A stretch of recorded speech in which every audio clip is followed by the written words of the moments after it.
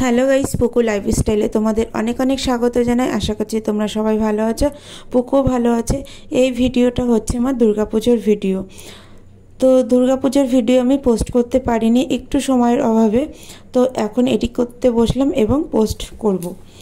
তো মেয়েকে নিয়ে তো বেরিয়ে পড়লাম দুর্গা ঠাকুর দেখতে। তো মেয়ের এবছরের প্রথম দুর্গা ঠাকুর দেখা, তো ওকে নিয়ে বেরিয়েছি রাত 11টার সময়।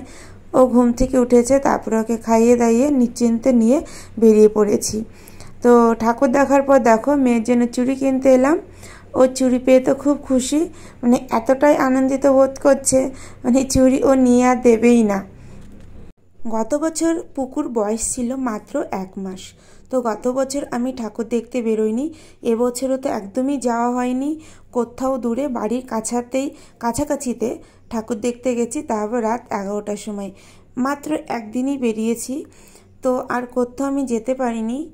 তো ভাবলাম এবছর পুজোটা একটু ভালোভাবে দেখব, কিন্তু কি করব, মেয়ের খাওয়ার টাইম হয়ে যায়, ঘুমানোর টাইম হয়ে যায়, তার জন্য দূরেও কোথাও যেতে পারিনি। বাড়ির খুব কাছাকাছিতেই পুজো হয়, মেলা বসে, সেখানেই ওকে নিয়ে গেলাম। পুকুকে 2 হাতে চুড়ি পরিয়ে দিলাম। 24টা চুড়ি নেওয়া হয়েছে, 12টা করে পরানো হয়েছে।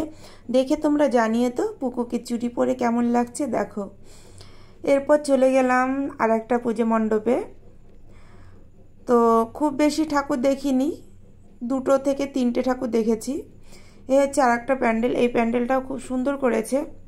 তো আমাদের বাড়ির কাছাকাছি, মানে কি বলবো, ভীষণই কাছাকাছি পুজো হয়। তো আমাদের বেশি দূর যেতে হয় না, মেলা খুবই কাছে হয় এবং পুজো মানে পায়ে হেঁটে যাওয়া যায়। তো আমরা আর পায়ে হেঁটে যাইনি, আমরা আমাদের গাড়িটা নিয়ে গেছি, স্কুটার নিয়ে গেছি। তো ঘুরে ঘুরে দেখছি, আর প্রচুর গরম পড়েছিল। তো সাথে একটা ছোট্ট পাখা নিয়েছি, যেহেতু মেয়ে প্রচুর পরিমাণে ওর গরম ঘাম হয়, তো তার জন্য পাখাটা নিয়ে গেছি। তো সবটা ঘুরে ঘুরে দেখছি, আর ও তো দেখে ভীষণ খুশি, খুবই খুশি। এই প্যান্ডেলটা কেমন হয়েছে সেটাও তোমরা জানাবে। এই ঠাকুরটাও খুব সুন্দর হয়েছে। তারপর চলে গেলাম আর একটা পুজো মণ্ডপে।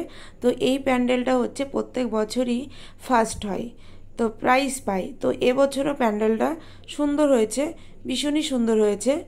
তো কাছ থেকে দেখে আরও সুন্দর লাগছিল, ফোনে অতটা ভালো ক্যাপচার করতে পারিনি ভিডিওটা। তো খুব সুন্দর করেছে, চারিদিকটা ভীষণ ভালো করেছে, পুরোটা ক্যাপচার করা হয়নি। আর এখানে বেশি একটা আলো নেই, তো তার জন্য ভিডিওটা একটু অন্ধকার হয়ে গেছে, তো দেখে তোমরা বুঝতেই পারছো। এরপর পুকুকে নিয়ে চললাম আমি, আর ওর বাবা রয়েছে পিছে পিছে, ওর বাবা ভিডিওটা করে দিচ্ছিল।